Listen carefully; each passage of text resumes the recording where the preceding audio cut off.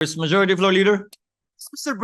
President, at this juncture, the distinguished gentleman from the great province of Tarlac and Rizal, Senator Rodante Marcoleta, is seeking the floor to deliver his privileged speech.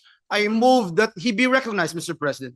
Senator Marcoleta is recognized to deliver his privileged speech. You may proceed, sir. Thank you, Mr. President.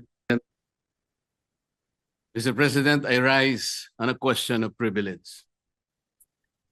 Today, I believe the entire nation awaits the disposition of the matter in regard to the impeachment complaint filed against the Vice President, Sara Zimmerman Duterte.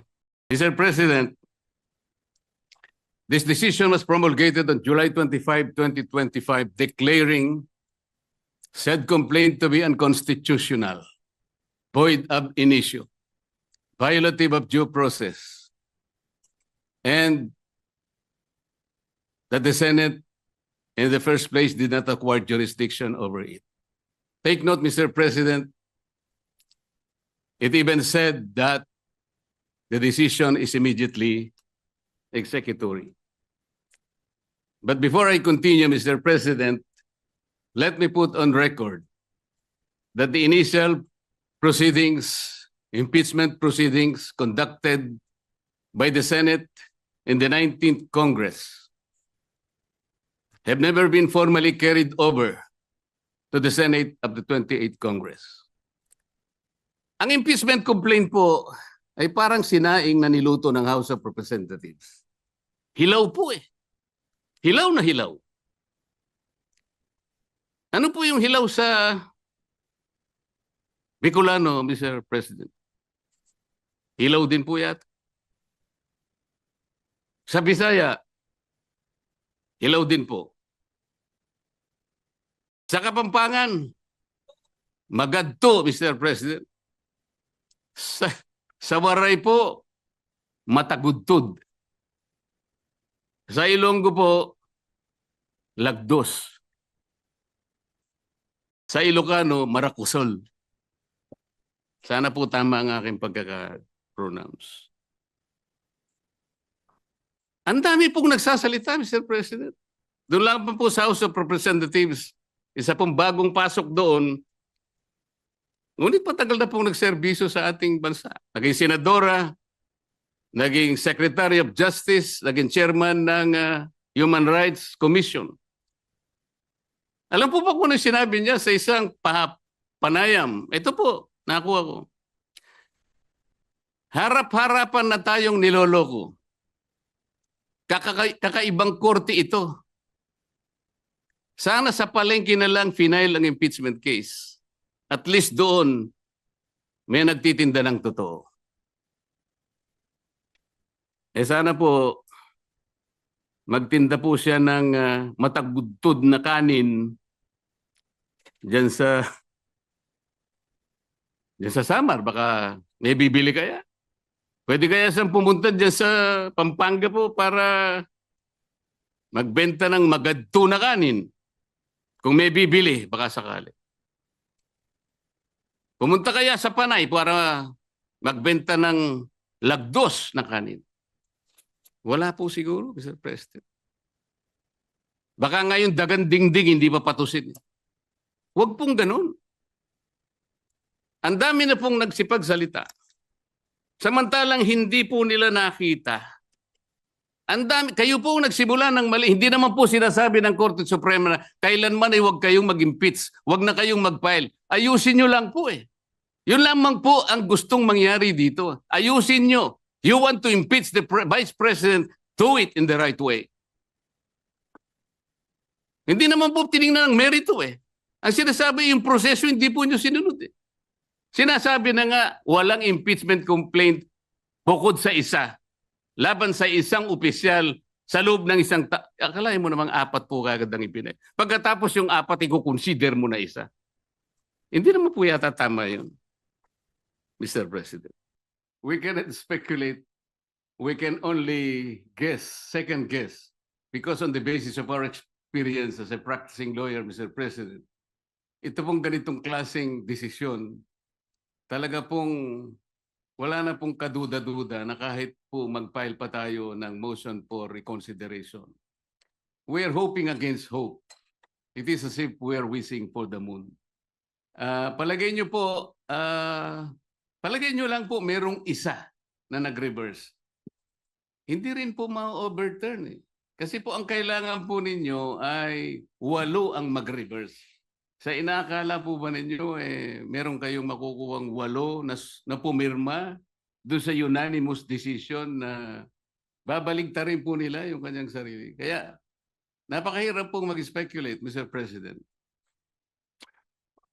Ang sabi ko nga po, yung ginawa pong initial proceedings noong 19th Congress Senate, yun po ay nangyari sa panahon po ng 19th Congress at lahat po yun ay naisantabi lahat sapagkat natapos nga po ang termino ng 19th Congress on June 30, 2024. Kaya po natin sinasabi, Mr. President, na dinidismiss na po natin ngayon sapagkat tayo po ang nasa lugar na sinasabihan ng Korte Suprema nung sabihin niyang ito ay immediately executory. Sino pong mag-i-execute nun? Hindi naman po i-execute yun ng House of Representatives. Maliwanag naman po na tayo lamang ang tinakdaan ng kataas-taasang hukuman na gumawa ng paraan para isantabi na po ang usaping ito sapagkat napagtibay nga nila na ito'y unconstitutional, void ab initio, at wala na po tayong jurisdiction para dito.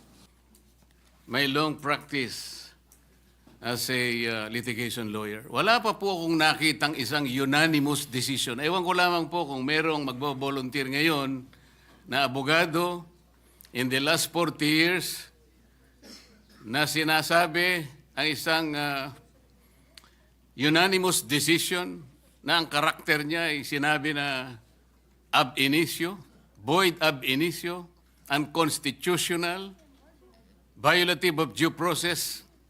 Maybe if we can speculate that all the members of the Supreme Court after the filing of the motion for reconsideration will resort to their worst, will resort to the worst angels of their nature. Maybe, baka ganun lang. What do we expect? We expect that 8 of them will reverse themselves altogether. Kung sakasakali naman po na in-archive natin or whatever word is applicable at sinabi, under miraculous circumstances, sinabi ng Supreme Court, we are all reversing ourselves. Di continue natin. Anong problema? Pero kagaya po na sinasabi ko kanina, Mr. President, ang pagkakaluto nga po ay hilaw eh. Ipinipilit po ngayong ipakain sa Senado ang isang bagay na hilaw. Paano? Sinabi po ba ng Supreme Court na wag na kayong mag-impeach? Hindi po. Binigyan po tayo ng guidelines. Alam po ba ninyo kung bakit binigyan na ng guidelines ng Supreme Court kung paano mag-impeach? Kasi po, Mr. President, if you recall, the Supreme Court issued a notice on July 8, 2025, requiring at least 11 information from the House of Representatives and the Senate. The Senate made a manifestation na wala po kaming maibibigay sapagkat lahat po niyan ay makukuha ninyo sa House of Representatives. Alam po ba ninyo na 4 sa hinihingi ng Supreme Court ay nandun po sa puso ng due process? Ano po yung hinihingi? Sinabi lamang po ng Supreme Court, pwede bang ibigay nyo sa amin kung lahat ng miyembro ng House of Representatives ay binigyan ninyo ng kopya at kailan? Pwede bang ibigay nyo sa amin ang timing kung kailan nyo ibinigay at binigyan, kung paano nyo sila binigyan ng pagkakataong mabasa yung impeachment complaint? Pwede nyo bang ibigay sa amin kung every article of impeachment ay nakalagay doon ang mga dokumento na nagpapatibay ng artikulo? Pwede nyo bang ibigay sa amin kung nagkaroon sila ng pagkakataon talaga na mabasa yung impeachment complaint? Alam po ba ninyo kung anong sagot ng Solicitor General in behalf of the House of Representatives? Ito po yung sagot nila.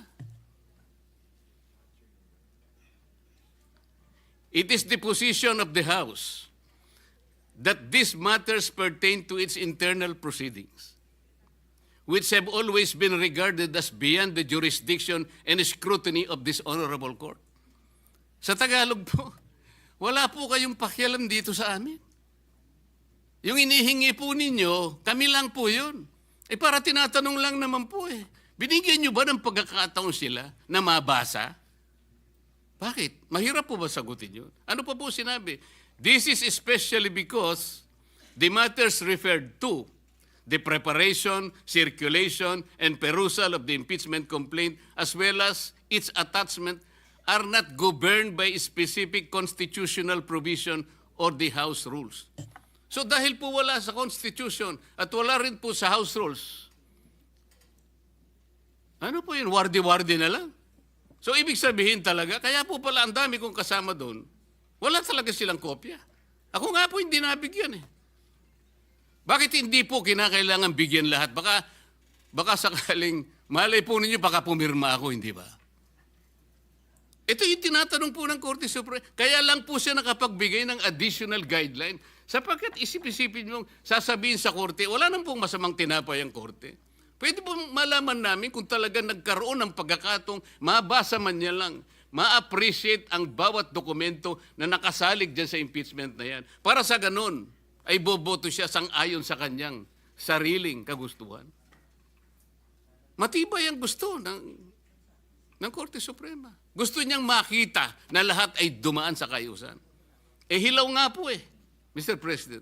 Kanina ko pa po pinaiintindi, hilaw. Ba't hindi po kayo magluto ng mas masarap na kanin? Para sa ganun po, hindi tayo mahirapan. Maghintay na lang po kayo ng 6 months. Pwede naman Ba't pinipilit po natin ng isang bagay na hilaw at pinipilit niyong ipakain sa atin? Mr. President.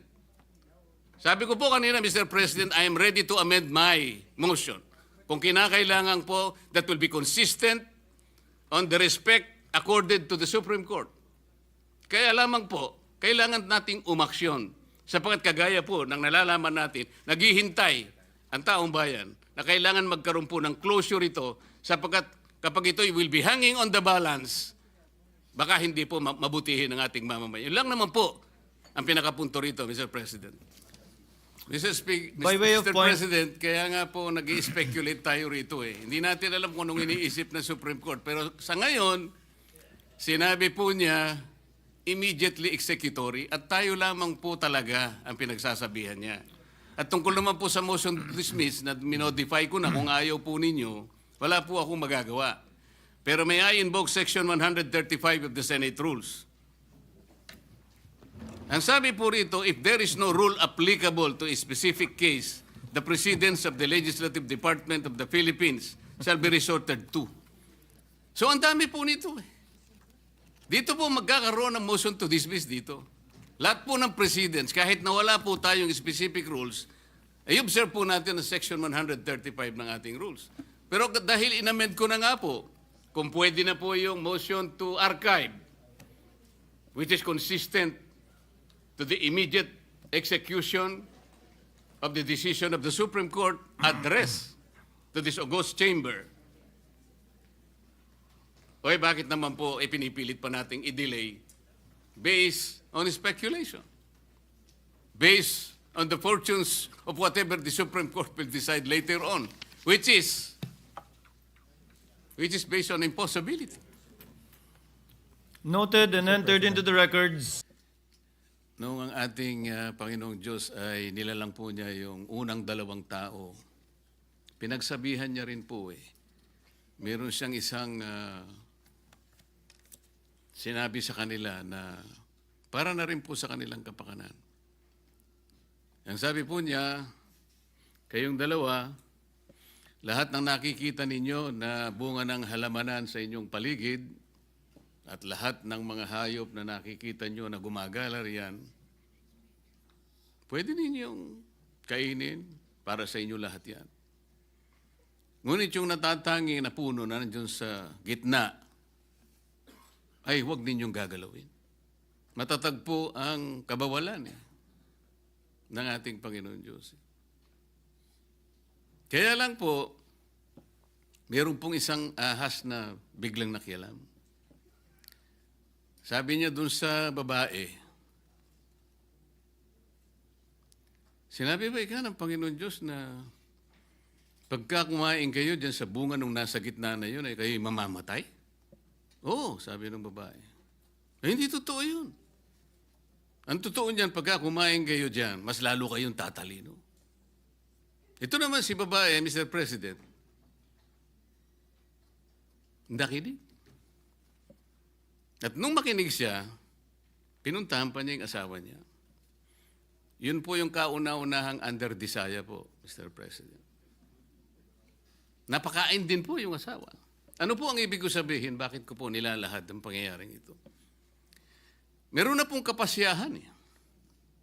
Ang dami pong gustong sumausaw, ang dami pong gustong magsabi ng kaibayong pananaw at paniniwala doon sa kapasyahan na iginagalang nating lahat. Ang ibig ko po sanang sabihin, magpakaingat-ingat naman tayo kung sino-sino na lang ang nagpapayo sa atin. Kung mapapansin po ninyo ang karamihan ng nagpapayo na yan, may pagkakatulad po silang lahat eh. Una, lahat po sila hindi nila binasa ng kumpleto yung rules of procedures ng impeachment proceedings sa House of Representatives. Sapagkat kung binasa po nila yon, malamang hindi po ganun ang kanilang ibinubulong.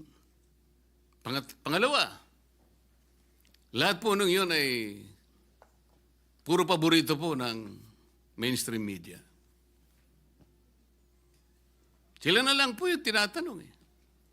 Pangatlo, lahat po ng yun, walang pagmamahal sa mga Duterte. Ngayon, kung yung kalipunan po ng mga tao na yun, ng karamihan po sila, sa kanila ay nagsasabi, sila po yung mga legal luminaries. Tingin ko po sa kanila, yung iba ay legal mercenaries, Sir President. With all due respect to the word. Kaya po kung minsan, imbes na po malinawan ang marami po nating kababayan, nagkakaroon po ng pag-aalinlangan. Yung iba po ay naililigaw, nalilinlang sapagkat iba't iba. Kaiba yung mga paniniwala, pinipilit at gustong ipilit na yung pa yung mananaig kesa dusang kapasyahan na po na ibinaba ng Korte Suprema. Kung sa bagay nga po, sa una ko pong paghahalimbawa, Panginoon Diyos na nga po yun eh. Kinontra pa ng ahas eh. Ginoong Pangulo, sa mga abogado po, palaging may biruan eh. Kasi po, sa lahat ng pagdidiskusyon ng ating korte, lalong-lalo na po ang kataas-taasang hukuman, hindi naman po lahat ay agreeable. Merong partidong aggrieved siya, merong partidong masaya siya. Ngunit, sa katapos-tapusan eh, wala po tayong magagawa kundi tanggapin ang kapasyahan. Minsan po sinasabi nga natin kahit pabiro, alam mo ninyo basta desisyon ng Korte Suprema ay nagiging bahagi ng ating mga batas, maliman o tama. Yun po ay nasa Article 8 Civil Code na binanggit na po kanina ni Senator Bato. Nang sinasabi po, judicial decisions applying or interpreting the laws on the Constitution shall form part of the legal system of the Philippines. Wala na po tayong magagawa doon. Batas na po yun eh. Sa akin pong naunang talumpati kanina, Ginoong Pangulo, hindi ko na po ulitin. I will just request that my entire speech, Mr. President, be incorporated by way of preference to be included in this explanation in my voting yes for my own motion. Thank you very much, Mr. President. Thank you, Senator Marcoleta.